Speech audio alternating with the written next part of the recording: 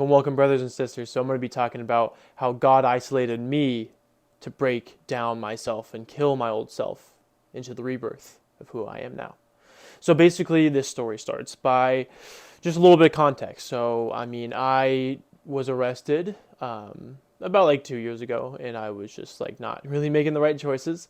And so basically, I've decided to take the path of loving God and learning to be successful.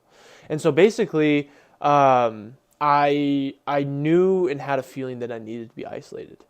And the thing was, I knew that it wasn't going to be easy, and I knew it wasn't going to be fun, right? Because you are separated from the things that you are used to. You are separated from the things that you're comfortable with. And so, with that being in mind, I constantly prayed for growth. I constantly prayed for wisdom. I constantly prayed for discipline. And see, the thing is, as I was praying for those things, my situation on an outside perspective got worse. I was making less money, was not in the best living conditions. All of those things started happening really fast. And so basically, what happened was I was just alone, stopped hanging out with friends, stopped really seeing family, and I was just alone. And so basically, what happened was I realized that I was in this state so that I could only have my time with God. Only have my time with God. And that helped me out so much because the thing is, we have these set habits that we have in our life, that we grew up with, that we came accustomed to through our parents, friends, mentors, teachers, stuff like that. Okay. And you grow up, and as you grow up, it's like cement. Over time, it starts really solidifying, and it's really hard to break it. Right? That's why when you get older, it's a lot harder to break some habits that you had as growing up because you've had more years and more experiences of that working for you or making it work for you. So basically, there was a plethora of things that I had to work on. Okay. And not gonna lie, it was not easy. Right? And there was days, weeks where I felt like I wasn't on the right path. But every single time that I would talk about it out loud to God, the more peace that I actually got from him. And the thing is about us emotional human creatures is that we look at things in the short term. We really look at things in the present. But we don't look at what's actually happening in a long form sense, in a long term sense. Because that's what God does, right? We can try to, but it's really hard for us, right? And so it also taught me to start looking at the long term in a shorter amount of time. So it used to be like, something bad would happen, I would be disappointed or whatever for a week. Okay. That week, and I was like, okay, now I see why God did this. Cool. So then it turned from a week to 4 days, 4 days to 2 days, 2 days to a day to 12 hours, 12 hours into a couple hours.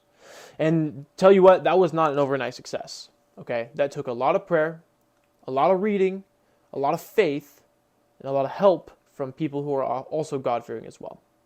Okay.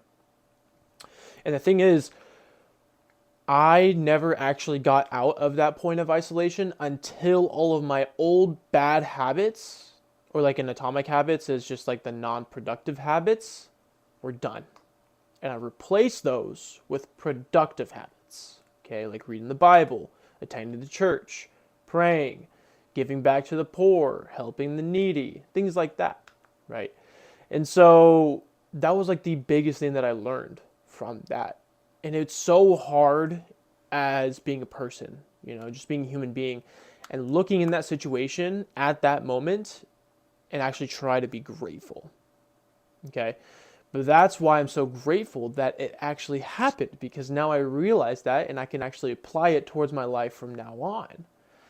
Now I'm going to just remind everyone that like it's not like a quick fix type of thing, right? It's not like you learn it and then boom, it's completely irreversible and you're never going to be worried about the present time or anything like that. No, we're not robots. That's not what God wanted. God wanted human beings, intellectual creative beings to love him, adore him. And so that's why we sin, because we have the free will. God allows us to have the free will. That's why we get all worried. And plus, I would also add that being disappointed or depressed is a direct sin towards God because you're not having faith in what he has in store for your life. And so basically what I'm getting at is that isolation, if you are in that state right now, you are in such a good place right now. It may not feel that way. It may not look that way. But you are. It's a sign for you to drop the old habits that you have right now and to develop new ones. Ones that actually glorify God. One that makes you more of a godly man. And if not one, then a couple. And so I would challenge you, if you're going through a state of isolation, or if you had in the past and you just still haven't been grateful for it, be grateful for it.